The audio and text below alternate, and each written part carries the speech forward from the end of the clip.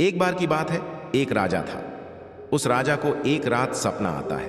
वह सपने में देखा है कि उसके सारे दांत एक एक करके गिर रहे हैं। अब जब राजा सुबह उठना है तो हैरान हो जाता है और अपने सपने का मतलब जानने के लिए वो अपने महल में एक ज्योतिषी को बुलाता है और उसे अपने सपना बताता है। ज्योतिष राजा का पूरा सपना सुनने के बाद राजा से कहता है कि सपना का मतलब यह है कि आपके परिवार के सभी सदस्य आपके आंखों के सामने एक एक करके मर जाएंगे।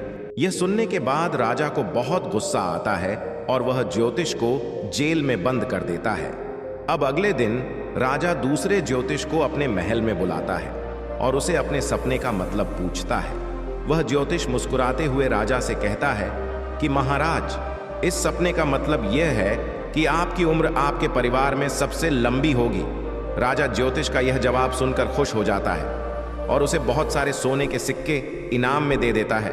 दोस्तों, दोनों ज्योतिषी का कहने का मतलब एक ही था, लेकिन कहने का तरीका अलग था। शब्द अलग था, लेकिन मीनिंग एक ही था।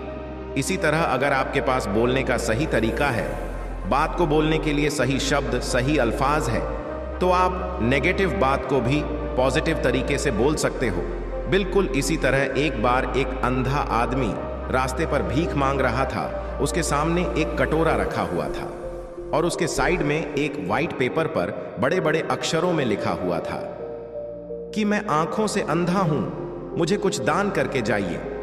शाम तक उस कटोरे में सिर्फ कुछ ही सिक्के लोग डाला करते थे। एक बार एक आदमी ने उस अंधे को नोटिस किया।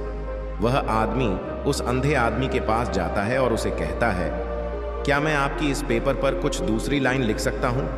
अंधे आदमी ने परमिशन दे दी। उस आदमी ने पेपर को पलटकर उस पर दूसरी लाइन लिख दी और वहां से चला गया। यह सब होने के बाद अब हर कोई उसे अंधे आदमी के कटोरे में पैसे डालने लगा और शाम तक उसके पास इतने पैसे जमा हो गए जो उसके पास एक हफ्ते में हुआ करते थे।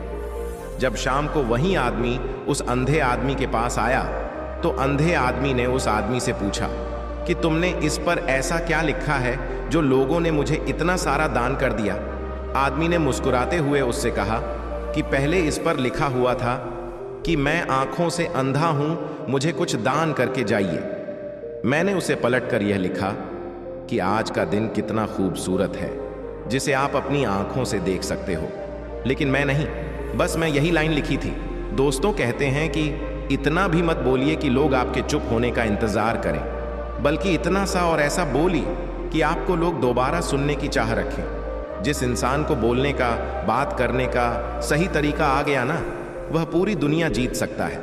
मोबाइल देखने से और घंटे घंटे तक रील स्क्रॉल करने से और गेम्स खेलने से आपको झूठी खुशी तो मिल सकती है, लेकिन असली दुनिया में आपका कोई भी औकात नहीं, और यही कड़वी सच्चाई है। इसीलिए असली दुनिया में जीना सीखो और सही तरीके से बात भी करना सीखो। दोस्तों, अगर आपको हमारी ये कहानी अच्छी लगी तो चैनल को ज़रूर सब्सक्राइब करें। हम आपके लिए ऐसी ही वीडियो बनाते रहेंगे। तो चलिए दोस्तों, फिर मिलेंगे किसी नई कहानी के साथ।